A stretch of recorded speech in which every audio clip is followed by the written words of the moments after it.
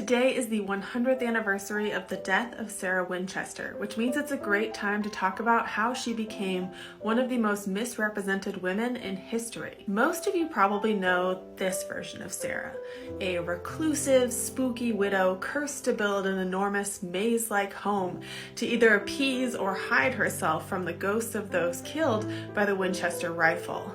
But that's not the real Sarah. Sarah Winchester bought the land and modest farmhouse that would become her infamous mansion in 1885, and construction began the following year. The house was meant as a tribute to her husband and their shared love of designing and building homes. William Winchester passed away not long before that in 1881, and in that same year, Sarah also lost her mother and her father-in-law.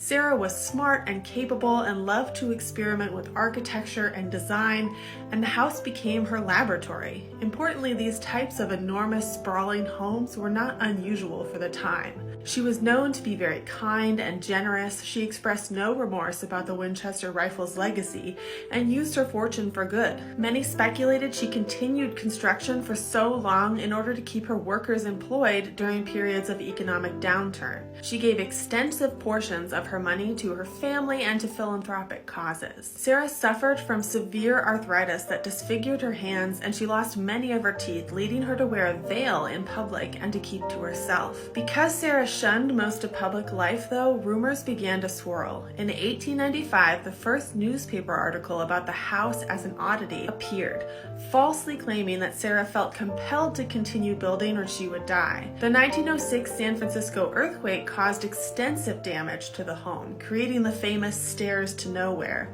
and an aging Sarah chose not to rebuild the damaged portions.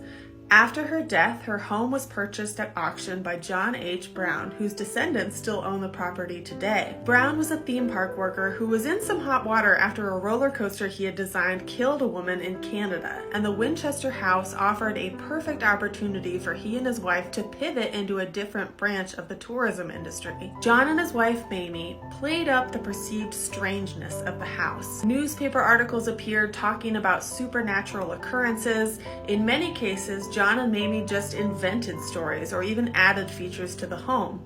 For example, Sarah's infamous seance room, which is still featured on tours of the house today, was actually a servant's room, and there's no evidence that she ever held a seance. So on this 100th anniversary of her death, I hope you take some time to remember Sarah Winchester, not as the spooky, grief-stricken widow pacing around her haunted mansion, but as the smart, kind, and generous woman she was, a woman who experienced great tragedy but channeled her grief into creative and philanthropic pursuits.